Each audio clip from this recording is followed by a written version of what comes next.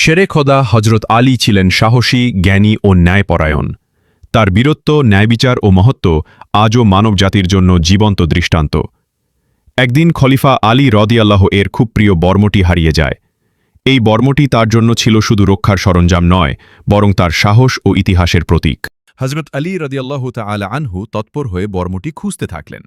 কয়েকদিন পর খবর এলো যে বর্মটি হারানো হয়েছে, সেটি এক ইহুদি লোকের কাছে আছে। আলী রাদিয়াল্লাহু তাআলা আনহু ইহুদিকে শান্তভাবে ডাকলেন, এই বর্মটি আমাকে ফিরিয়ে দাও। ইহুদি লোকটি সাহসের সঙ্গে বলল, না, এটি আমার, আমি এটি আপনাকে দিতে পারব না। বড়টি ফেরত পাওয়ার জন্য হজরত আলী রাদিয়াল্লাহু তাআলা আনহু আদালতে গেলেন। কাজী শরী ইহুদিকে তলব করলেন। আদালতে ইহুদি আবার বলল, এটি আমার বর্ম, আমি এটি চুরি করিনি। কাজী শরী ন্যায়পরায়ণতার সঙ্গে বললেন, যদি সত্য প্রমাণ করার জন্য তোমার কাছে অন্য সাক্ষী না থাকে, তবে দাবি গ্রহণযোগ্য নয়। খলিফা আলী রাদিয়াল্লাহু তাআলা আনহু বললেন, আমার পুত্র হাসান এবং আমার ভৃত্য কুম্বারি সাক্ষী, তারা সত্য বলবে। কিন্তু কাজী বললেন, দুঃখিত, তাদের সাক্ষ্য গ্রহণযোগ্য নয়। আদালত নিরপেক্ষ, তাই অন্য সাক্ষীর প্রয়োজন।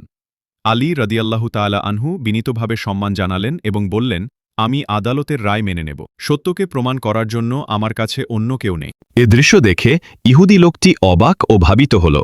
আদালতের ন্যায়বিচারের এই দৃষ্টান্ত তাকে মুগ্ধ করল। তিনি চিন্তা করলেন, যে ধর্মে এমন ন্যায়পরায়ণ বিচার, সে ধর্ম অবশ্যই মহান।